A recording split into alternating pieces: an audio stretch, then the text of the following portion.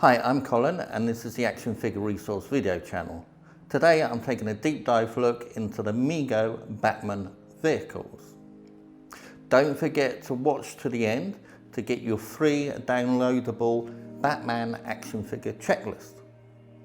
Okay, without further ado, let's get on with today's video. ActionFigureResource.com.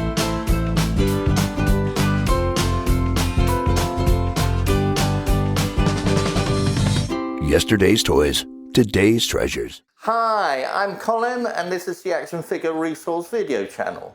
The place for all your action figure news, reviews, tutorials and guides.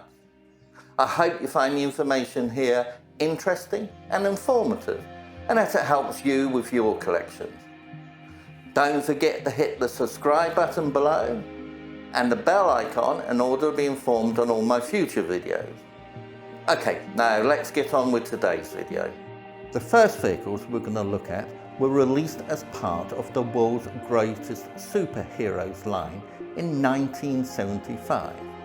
There were 4 vehicles released: the Batmobile, a mobile Bat-Lab, Batcopter and Batcycle.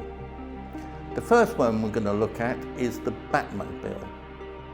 The Batmobile was originally released in a red box and was later re-released in a white box. The white box was a lot more collector friendly, had better detailing and imaging on the box. The car itself was about 13 inches in length and had 2 extra large tail fins at the back. The car itself wasn't well scaled to the figures. Mint in the box, this goes for between $150 and $250 and around about $50 to $60 loose. The second vehicle we're going to look at is the Batcopter. The Batcopter was one of the worst vehicles that Mego produced. It was very squarish, it was out of scale, and it didn't really look like a copter. It resembled more like a dodgem car with wings or rotors. The Batcopter came either with or without the yellow canopy holder. This sells for around $130 mint in the box and $40 to $50 loose. The next vehicle we're going to look at is the Batcycle. This Batcycle was probably one of the best vehicles in the Mego series. It came with a sidecar which Robin could sit in and was detachable. However, you had to be careful because the attachment to reattach it was very fragile and easily broken. The Batcycle also came with a kickstand that allowed the cycle to stand on its own when the sidecar was detached. However, the kickstand could not be moved and was in a fixed position. The Batcycle was available in either black or blue, with the black one obviously being the more popular, therefore making the blue one slightly rarer. There was a winged Batman insignia decal on the sidecar and the side of the Batcycle, and there was a Batman head insignia on the front of the Batcycle. Mint, these go for between 100 to 250 mint in the box and between $50 to $60 loose. The next vehicle is probably one of the coolest vehicles that Mego came out with, was the mobile Batman Lab. This was modelled on a Volkswagen camper van. The vehicle came with a sliding roof that would open up to allow the faux catcher to extend out of it. The faux catcher was a long arm that would extend out the roof and had a basket at the end. This could be lowered to catch the villain. Batman could stand up with his head out of the top of the van in order to work the faux catcher. At the back of the van was a winch with a bat hook that could hook up to another vehicle and tow it behind. The artwork on the box for this vehicle was excellent and was produced by DC. The going price for this currently is between $100 to $150 loose and between $400 to $500 mint in the box.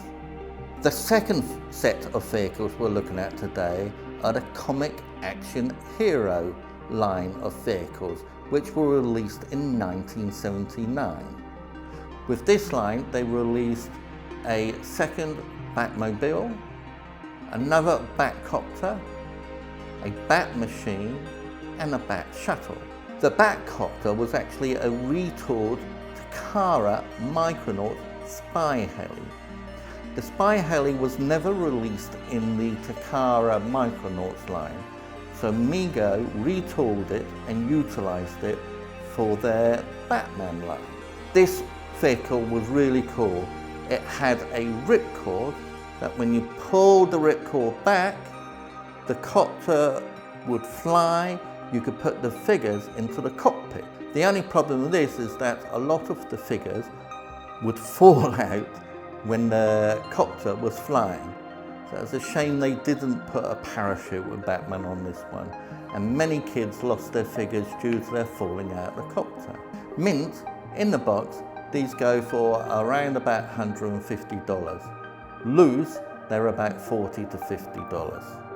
Next, we have the Bat Machine.